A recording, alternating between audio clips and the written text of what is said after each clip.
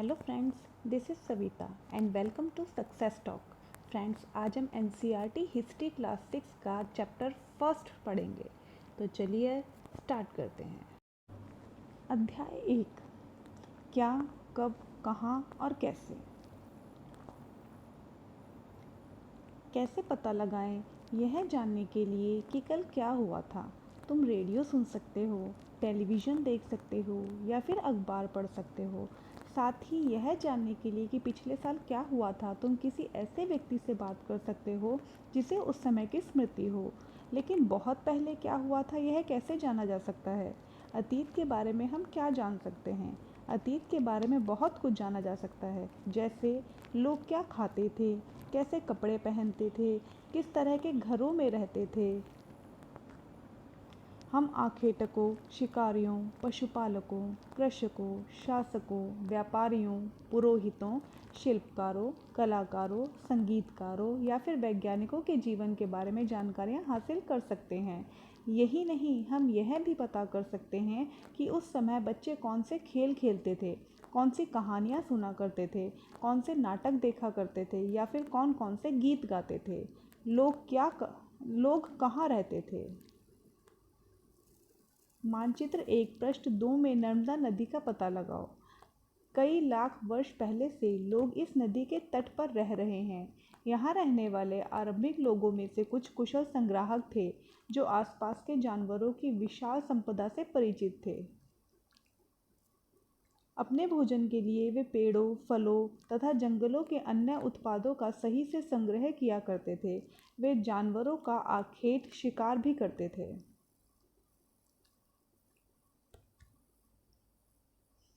अब तुम उत्तर पश्चिम की सुलेमान और किरथर पहाड़ियों का पता लगाओ। इसी क्षेत्र में कुछ ऐसे स्थान हैं जहां लगभग 8000 वर्ष पूर्व स्त्री पुरुषों ने सबसे पहले गेहूं और जौ जैसी फसलों को उपजाना आरंभ किया था। तो फ्रेंड्स, देखो, यहाँ से पता चलता है कि 8000 वर्ष पूर्व स्त्री पुरुषों ने सबसे पहले जो फसल उगाई थी वो कौन सी थी? गेहूं और जौ जैसी फसलें थी। उन्होंने भेड़ बकरी और गाय बैल जैसे पशुओं को पालतू बनाना शुरू किया। ये लोग गांव में रहते थे। उत्तर पूर्व में गारो तथा मध्य भारत में विंध्य पहाड़ियों का पता लगाओ। ये कुछ ऐसे स्थान थे जहां कृषि का विकास हुआ, जहां सबसे पहले चावल उपजाया गया। तो देखिए फ्रेंड्स, गारो और मध्य भारत में विंध्य पहाड़ियों में जहाँ सबसे पहले कृषि का विकास हुआ था और सबसे पहले जो उपजाई गई थी फसल वो थी चावल। वे स्थान विंध्य के उत्तर में स्थित थे। देखिए फ्रेंड्स, एक नज़र डालते हैं अब हम मानचित्र 1 में उपमहाद्वीप का प्राकृतिक मानचित्र। इसमें देखिए आपको हेल्प होगी, मैंने सर्कल किया हुआ है, जैसे कि सुलेमान पहाड़ी, ये पाकिस्तान का एरिया है। ये हमारा पाकिस्तान का एरिया है। देखिए,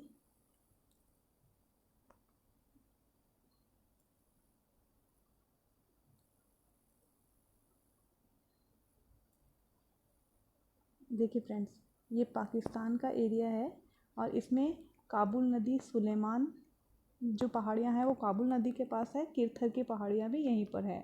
ये सेंटर में विंध्य पहाड़ियाँ दिखाई गई है। ये ब्रह्मपुत्र नदी के पास गारो पहाड़ियाँ दिखाई गई है। मानचित्र पर सिंधु तथा उसकी सहायक नदियों का पता लगाने का प्रयास करो। सहायक नदियाँ उन्हें कहते हैं जो एक बड़ी नदी में मिल जाती है। लगभग 4700 वर्ष पूर्व इन्हीं नदियों के किनारे कुछ आरंभिक नगर फले फूले। गंगा व इसकी सहायक नदियों के किनारे तथा समुद्री तटवर्ती इलाकों में नगरों का विकास लगभग 2500 वर्ष पूर्व हुआ। मानचित्र 1 दक्षिण एशिया, आधुनिक भारत, पाकिस्तान, बांग्लादेश, नेपाल, भूटान और श्रीलंका और अफगानिस्तान, ईरान, चीन तथा म्यांमार आदि पड़ोसी देशों को दर्शाता है। दक्षिण एशिया एक उपमहाद्वीप से छोटा है, लेकिन विशालता तथा बाकी एशिया से समुद्रों, पहाड़ियों तथा पर्वतों से बटे होने के कारण इसे प्राय उपमहाद्वीप कहा जाता है। गंगा तथा इसकी सहायक नदियाँ सोन का पता लगाओ।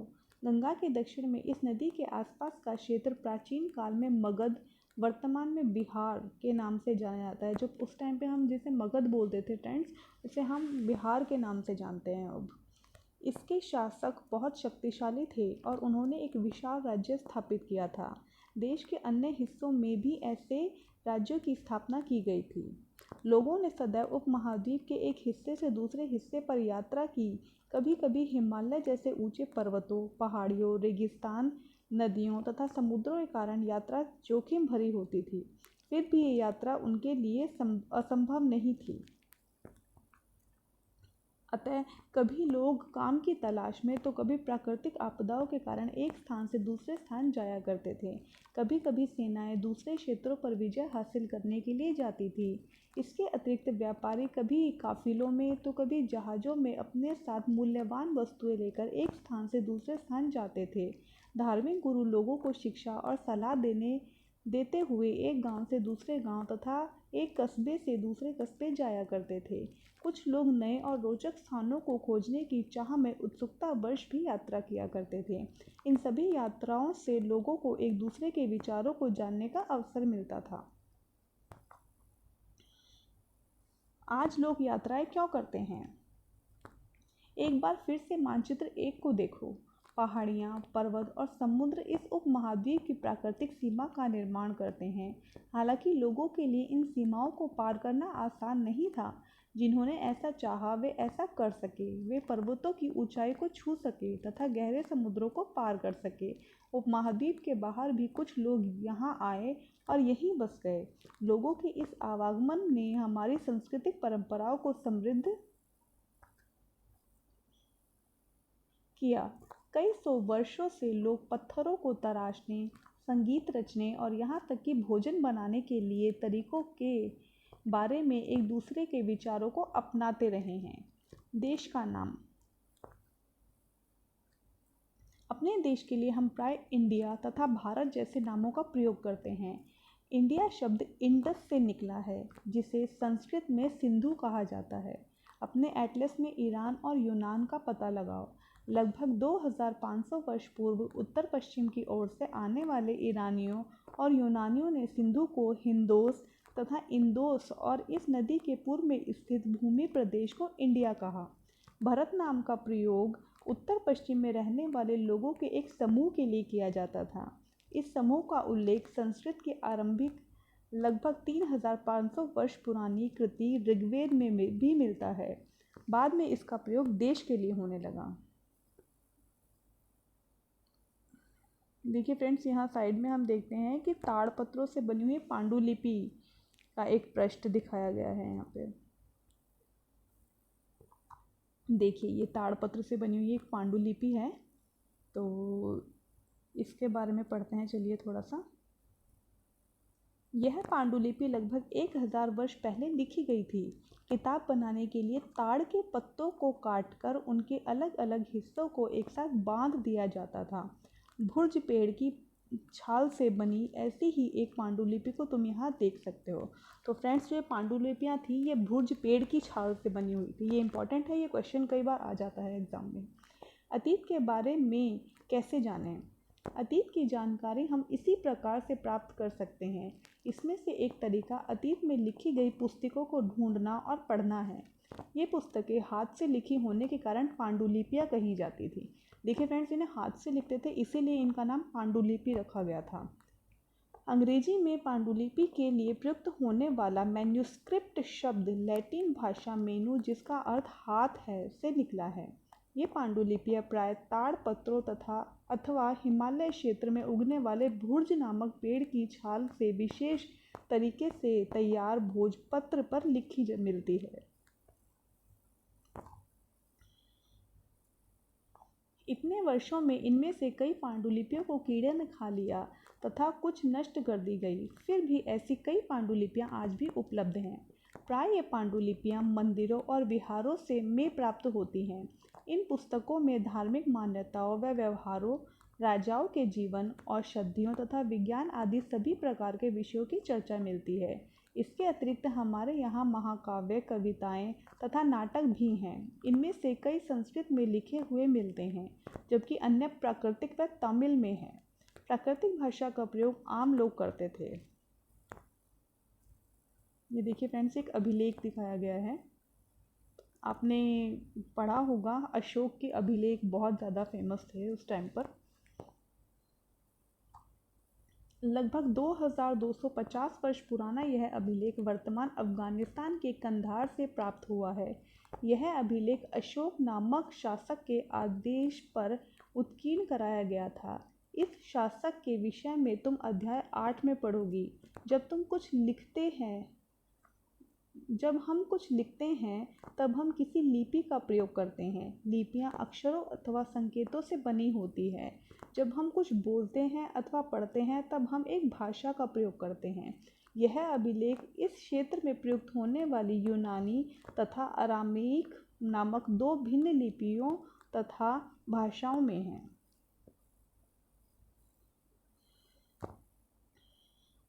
हम अभिलेखों का भी अध्ययन कर सकते हैं। ऐसे लेख पत्थर अथवा धातु जैसी अपेक्षाकृत कठोर सतहों पर उत्कीर्ण किए गए मिलते हैं।